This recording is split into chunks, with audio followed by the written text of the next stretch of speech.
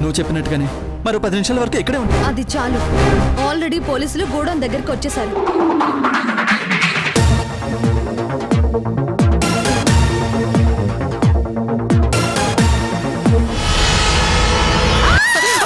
ట్రీట్మెంట్కి బాడీ చాలా లేటుగా రెస్పాండ్ అవుతుంది. చెప్పాలంటే పరిస్థితి కొంచెం క్రిటికల్గా ఉంది.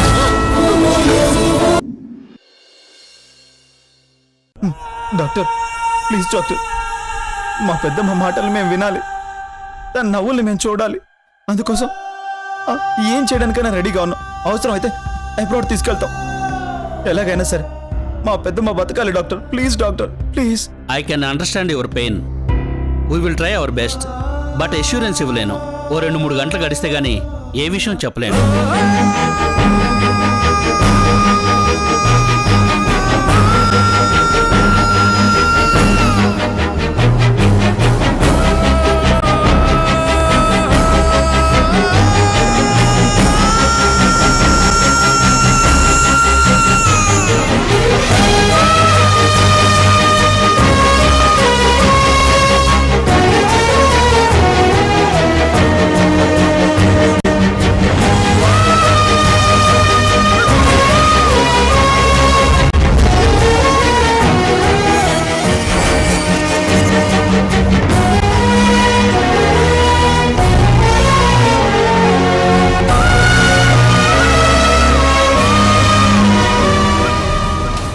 పెద్ద రొమాంటిక్ కింగ్ అనుకున్నాను, కానీ పెద్ద సెంటిమెంటల్ పిచ్చోళ్ళ అన్నాడుగా. అలా పిచ్చోడు కాబట్టే కదా మన అబద్ధాల్ని నిజమని నమ్మి మన వెనక ప్రేమ పిచ్చోళ్ళ తిరుగుతున్నాడు.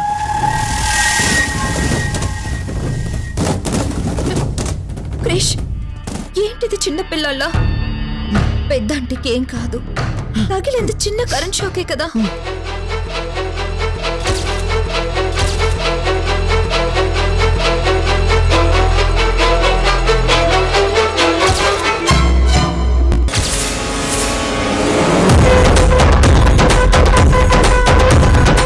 పెద్దంటిని ఏమీ చేయలేదు. ఆవిడ అలా కోలుకొని ఇలా వచ్చేస్తారుగా. ధైర్యంగా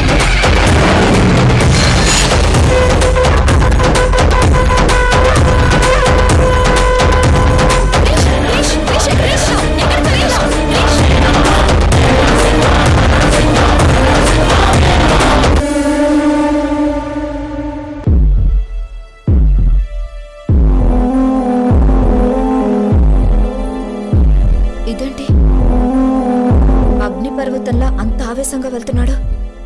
ఎక్కడికై ఉంటుందబ్బా?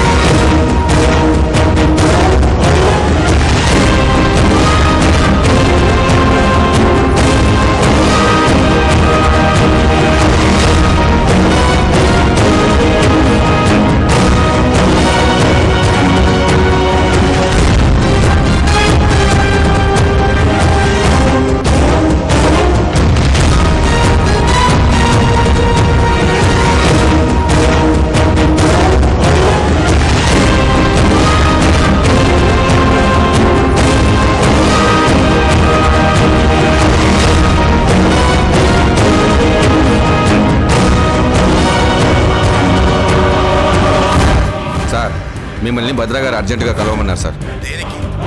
తెలియదు సార్, ఓసారి వచ్చి వెళ్ళమన్నారు. Okay sir.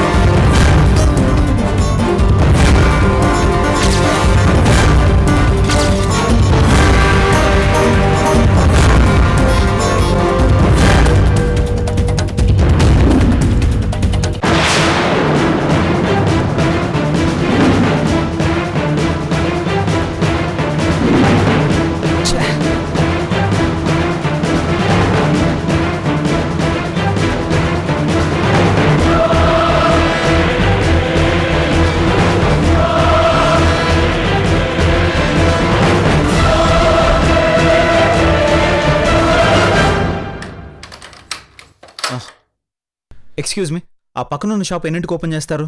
రోజు ఈ టైంకి ఓపెన్ చేస్తారు, కానీ 2-3 రోజుల నుంచి తీయట్లేదండి. 2-3 రోజుల నుంచి షాప్ ఓపెన్ చేయట్లేదు.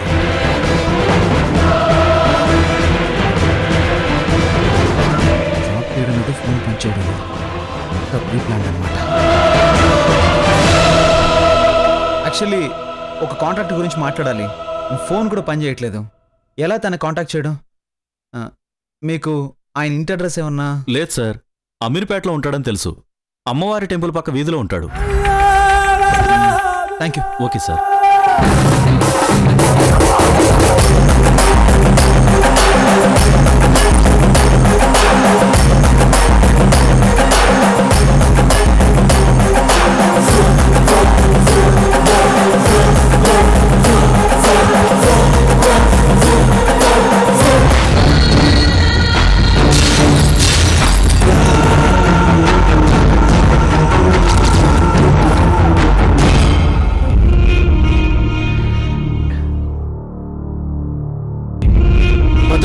ఏంటిది? కూల్. ఎంత పర్ఫెక్ట్ గా ప్లాన్ చేశాను, అంత నాశనం అయిపోయింది. భద్ర, ఓ ప్రయత్నం చేశాం, ఫెయిల్ అయింది, అంతేగా? ఏంటి అంతేగా? ఏం చెప్పావు? ఈ చారి పక్కాగా పని పూర్తి చేస్తాడన్నావు, కానీ ఇప్పుడు ఏమైంది? ఆ కిరణ్ గారు నమ్మించి మోసం చేశాడు. వాడు అలా చేస్తాడని ఊహించలేదు కదా భద్ర. నేను ముందే చెప్పాను కదా బాస్, కిరణ్ గారు క్రిష్ కి బాగా నమ్మకస్తుడని, వాడు ద్రోహం చెయ్యడు అని. అది పెద్ద మనిషికి తెలియాలి కదా. వాడు మనల్ని నమ్మాడా, డబ్బుకి లొంగిపోయాడా లేదా, వాడు ఏం చేయబోతున్నాడో పసిగట్టాలి కదా. సార్, ఇలాంటి వ్యవహారాలు నాకు కొత్తేం కాదు. డబ్బుకు అమ్ముడు పోని వాడు ఎవడుంటాడు? ఉన్నా సెంటిమెంట్కు లొంగని వాడు ఉన్నాడు. అది కిరణ్ గాడిలో చూశాను. నమ్మకపోతే ఇలాంటి వ్యవహారాలు చేయలేం సార్. కానీ వాడు రామాయణంలా ఊసగుచ్చినట్టు చెప్పేశాడు. మనల్ందరినీ వెర్రి వెంగలప్పల్ని చేశాడు. వాణ్ణి లేపేద్దాం సార్. లేపేయాల్సింది కిరణ్ గారిని కాదు. బర్త్డే పార్టీలో కృష్ణి చంపడానికి మనం పంపించిన ఈవెంట్ మేనేజర్. దేనికి బలరాం? కృష్ణి చంపడానికి మనం ప్లాన్ వేస్తే అది మిస్ అయ్యి మా పెద్దమ్మకు చుట్టుకుంది. అందుకే మీనాక్షి బ్రతికిపోయింది. లేదంటే ఈ పాటికి. అయితే ఆ కరెంటు వైరు మా పెద్దమ్మ మీద పడగానే ఈవెంట్ మేనేజర్ భయపడి పారిపోవడానికి ప్రయత్నించాడు. కానీ కృషిగాడి షార్ప్ వాణ్ణి గమనించాడు. కానీ వాడు చాకచక్యంగా తప్పించుకున్నాడు. అదే మన కర్మ. అక్కడ అటాక్ ఫెయిల్ అయింది, ఇక్కడ గోడౌన్ ప్లాన్ ఫెయిల్ అయింది. భద్రా, గోడౌన్ పేల్చేసే ప్లాన్ ఫెయిల్ అయినా మనకి నష్టం లేదు. ఎందుకంటే ఈ ప్లాన్ చేసింది మనమే అని ఎవ్వరికీ తెలియదు.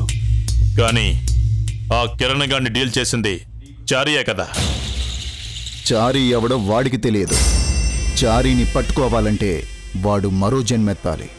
కానీ కృషిగాడికి మా పెద్దమ్మంటే ప్రాణం. అనుమానపడ్డ ఈవెంట్ మేనేజర్ని వదిలిపెట్టాడు. బాస్, మీరు చెప్పింది నిజం. క్రిష్ వాడిని వదిలిపెట్టాడు. ఏదో ఒకరోజు వాడిని పట్టుకొని తీరుతాడు. అప్పుడు మన అందరం బయటికి రావడం ఖాయం. కరెక్ట్.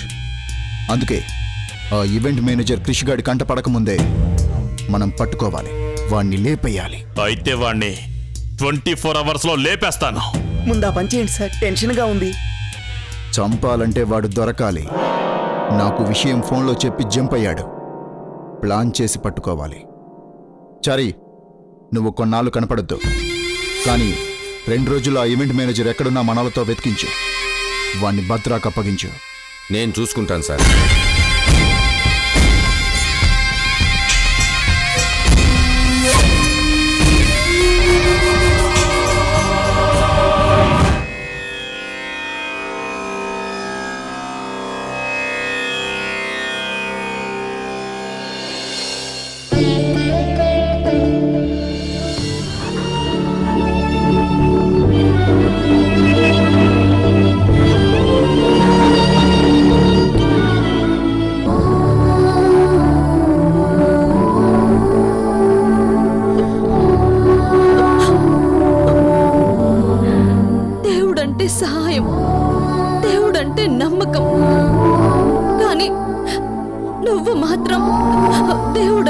బాధ దేవుడంటే నరకం అని నిరూపిస్తున్నావు. మంచి వాళ్ళకెప్పుడు దేవుడు మంచి చేస్తాడు, వాళ్ళకి అండగా ఉంటారు అని అంటారే, కానీ నువ్వు మాత్రం మంచి వాళ్ళనే బాధ పెడుతూ మంచి వాళ్ళనే కష్టపెడుతున్నావు. నీకు భయం, సంతోషంగా ఉంటే ఎక్కడ నిన్ను మర్చిపోతారోనని భయం. అందుకే ఇలా బాధ పెట్టి నిన్ను గుర్తుకు తెచ్చుకునేలా చేస్తావు. అందరూ ఉన్నారు సరే, ఎవరు లేని అనాథలా 25 ఏళ్ళు అజ్ఞాత వాసంలో బతికింది. కోల్పోయిన ప్రేమ బంధాల కోసం, దూరమైన రక్త సంబంధాల కోసం పరితపిస్తూ వచ్చిన వ్యక్తిని ఇలా చేయటానికి నీకు మనసు ఎలా వచ్చింది?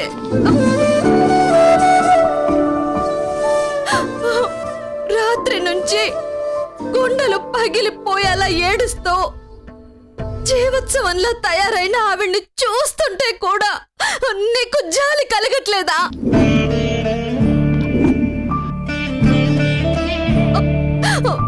చూడు, ప్రతిరోజు నీకు దండం పెడుతూనే ఉన్నాను, కానీ ఏ రోజు ఏది కావాలని అడగలేదు. ఇప్పుడు మొదటిసారి అడుగుతున్నాను, ఆవిడ ప్రాణాల్ని కాపాడు స్వామి, ఒక కుటుంబాన్ని నిలబెట్టు.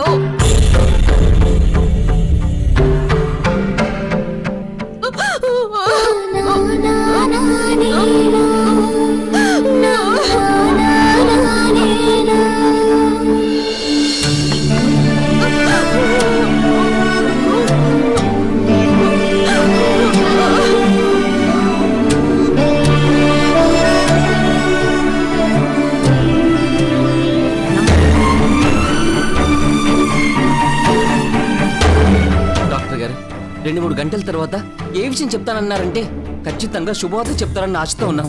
ఆ పెద్దదిన బానే ఉంది కదా? Nothing to worry, she is out of danger.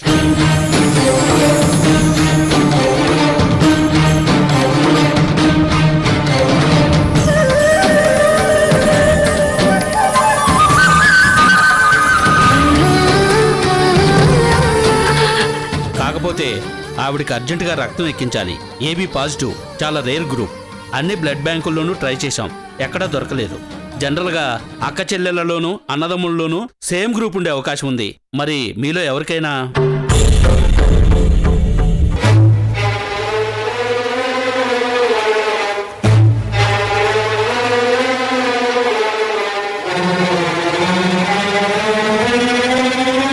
మా అక్కది అదే బ్లడ్ గ్రూప్ డాక్టర్, మా అక్క ఇస్తుంది. ఏ అక్క?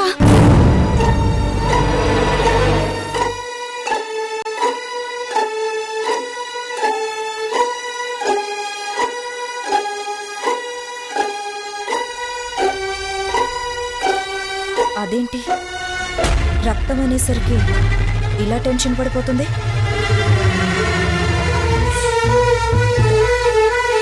రక్తం కోసం ఏం చేయాలని టెన్షన్ పడిపోయాం. Thank God. మేడం, మీరు ఒకసారి వస్తే చెక్ చేసి పేషెంట్కి ఇమ్మీడియట్గా బ్లడ్ ఎక్కించేస్తాం.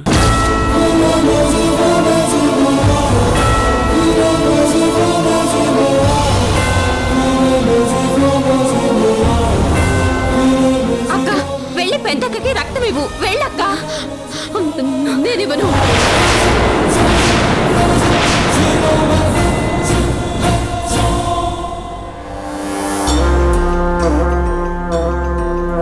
బ్లడ్ ఇస్తే ఏమవుతుందో అని మీరు భయపడుతున్నట్టున్నారు.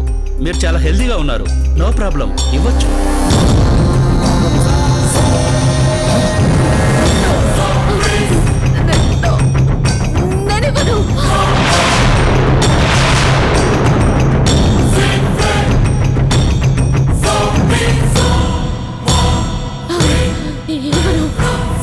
అక్క ఏం పర్లేదని డాక్టర్ గారు చెప్తున్నారు కదా, వెళ్దాం పద. నేను రాను. ఏం కాదక్క, వెళ్దాం పద. నేను రాను చెప్తున్నారు కదా.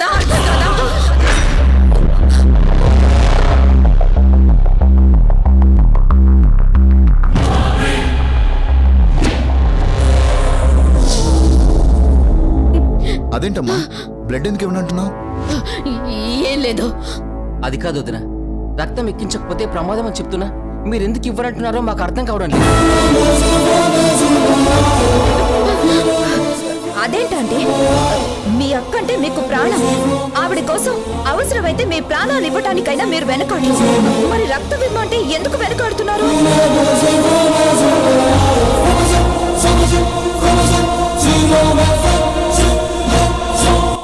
ఇదే విచిత్రమో, ఇందులో ఉన్న మర్మమేంటో నాకు అర్థం కావట్లేదు. నీకు అర్థం కావాల్సిన అవసరం లేదు. అయినా నీకెందుకు మా కుటుంబం గురించి? నాకు తెలీదా? నువ్వెవరివి మధ్యలో జోక్యం చేసుకోవడానికి? మరి తెలిస్తే పద వదిన, అవతల పెద్ద వదిన చావ బతుకుల్లో ఉంది, లేట్ అయితే ప్రమాదం అంటున్నారు. వెళ్ళి రక్తమే వదిన. ఏయ్, చెప్తే అర్థం కదా మీకు? ఎందుకు పదే పదే ఫోర్స్ చేస్తారు? నేనేమన్నా చిన్న పిల్లనా? మీరు చెప్తే తప్ప నాకు తెలీదా?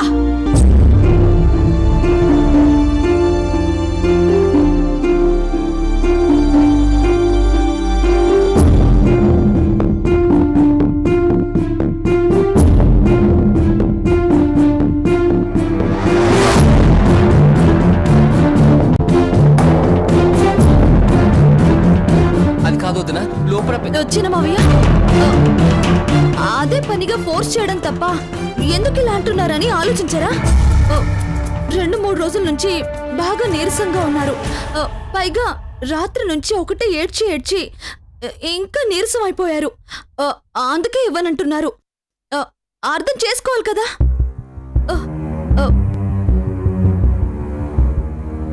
డాక్టర్ గారు, మేమేదో ఒకటి చేస్తాం. మీరు వెళ్ళండి ప్లీజ్. చూడండి మేడం, అరగంటలో బ్లడ్ అరేంజ్ చేయాలి. లేదంటే ఇప్పటిదాకా పడ్డ శ్రమంతా వృధా అయిపోతుంది. ఆవిడ మీద మీరు ఆశలు వదులుకోవాల్సి వస్తుంది.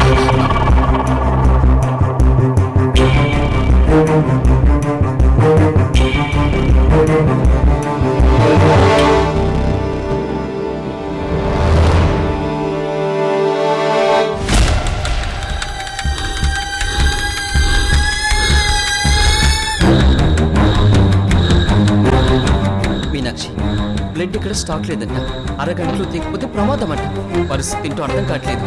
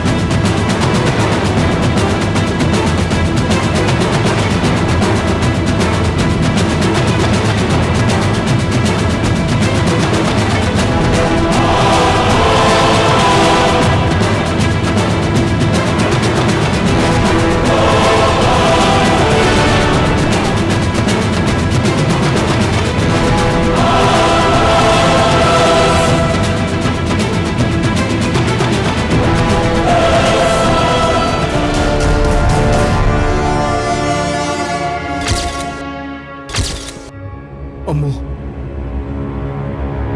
వాడు చూశాడు, గుర్తుపట్టేశాడు. వదలడు, ఖచ్చితంగా వెతుక్కుంటూ వస్తాడు.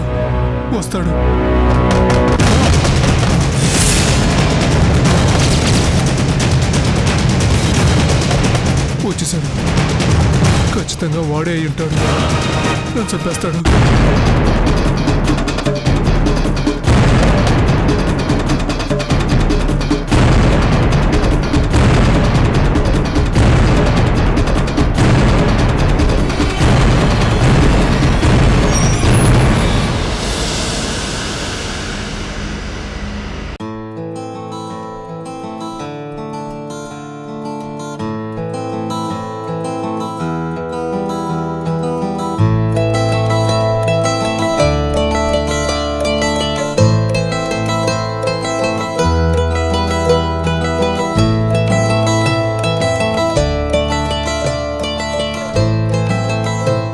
మీనాక్షి రా టిఫిన్ చేద్దు గాని